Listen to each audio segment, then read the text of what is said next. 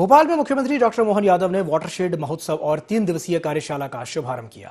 कार्यक्रम में उन्होंने कहा कि देश की सच्ची आत्मा ग्रामीण क्षेत्रों में बसती है और यही कारण है कि सरकार स्वयं पंचायत प्रतिनिधियों के पास पहुंच करके समस्याओं को समझने की कोशिश कर रही है।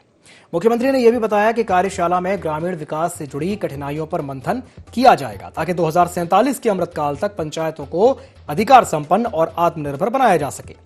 उन्होंने प्राकृतिक जल स्रोतों जैसे तालाब, कुएं, बावड़ी आदि के संरक्षण में महत्वपूर्ण भूमिका निभाने वालों को सम्मानित किया।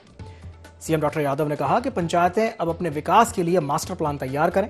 सरपंचों को 25 लाख रुपए तक के विकास कार्यों की मंजूरी का अधिकार दिया गया है और जिला पंचायत उपाध्यक्ष और सदस्यों को भी नए अधिकार देने की तैयारी है। उन्होंने बताया कि 3 से 5 हॉर्स पावर तक की मोटर को सोलर एनर्जी से जोड़ने पर सरकार 90% तक की ग्रांट देगी।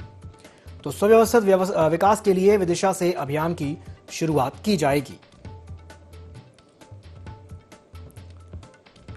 तो भोपाल में वाटरशेड महोत्सव का शुभारंभ हो गया है। मुख्यमंत्री डॉक्टर मोहन यादव ने इसका शुभारंभ किया।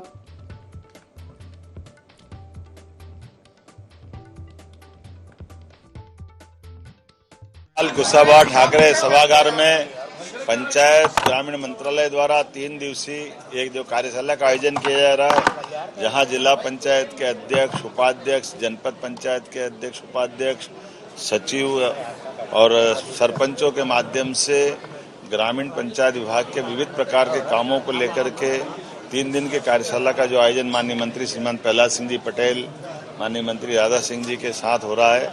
मेरी अपनी ओर से शुभकामना। ये सही है कि हमारा राज्य भौगोलिक दृष्टि से बहुत बड़ा है और ऐसे में बड़ी आबादी हमारी ग्रामीण क्षेत्र में रहती है, तो सभी प्रकार की शासन की सुविधाओं के लिए महत्वपूर्ण इकाई के नाते से पंचायतें अपना रोल अदा करती है और विकास के मामले में हमारा राज्य जब कदम से कदम मिला के आगे चलना चाहता है, ऐसे में 2047 का समृद्ध मध्य प्रदेश किस प्रकार से रहे, इसकी बड़ी भूमिका इस विचार मंथन के दौर से निकलेगी।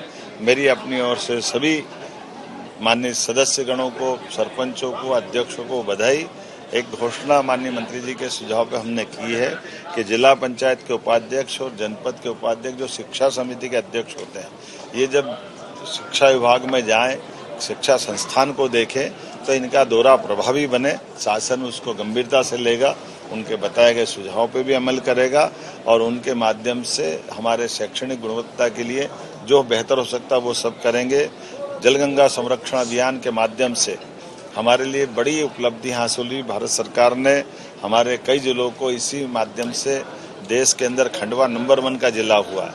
अभी तक हम स्वच्छता में और बाकी चीज़ों में आगे थे, लेकिन हम पेयजल और भूजल भंडारण से लेकर के जलगंगा संरक्षण के अभियान के माध्यम से खंडवा अपनी इस भूमिका में आगे आया है, जब देश में नंबर 1 का स्थान लाता है। ऐसे एक नहीं कई सारे सेक्टर में बड़ी संभावना है और हमारी पंचायतों के माध्यम से हम सभी प्रकार के जन कल्याणकारी योजनाओं को लागू करेंगे।